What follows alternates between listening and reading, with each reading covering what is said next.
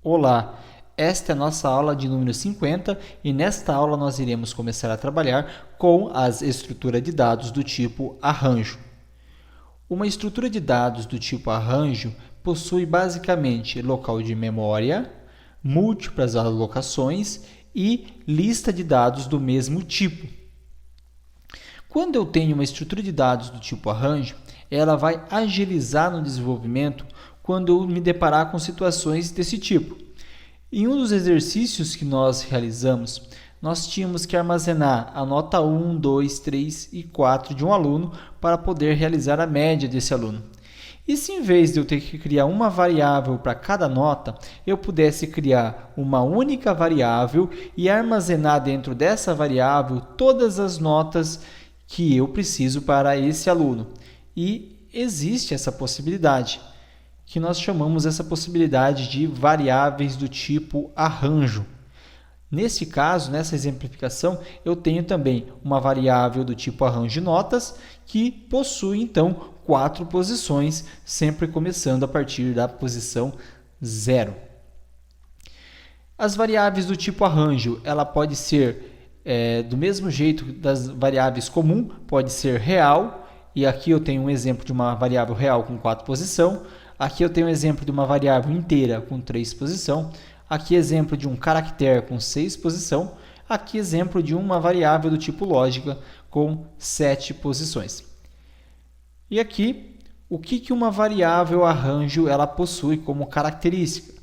Nome, que todas as variáveis possuem também. O diferencial dela é o índice.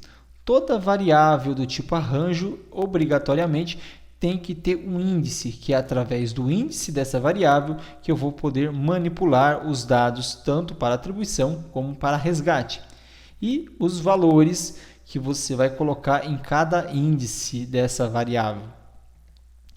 Aqui imagine a seguinte situação: se eu quisesse fazer uma manipulação de um índice dessa variável do tipo arranjo de nota, eu sempre iria verificar em qual índice dessa variável eu quero atuar e eu colocaria então notas, colchete e o índice que eu quero estar manipulando.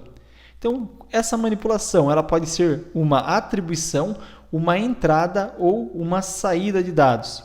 Então, aqui, para cada posição de nota que eu desejar manipular, essa nota tem que ter então o índice da nota.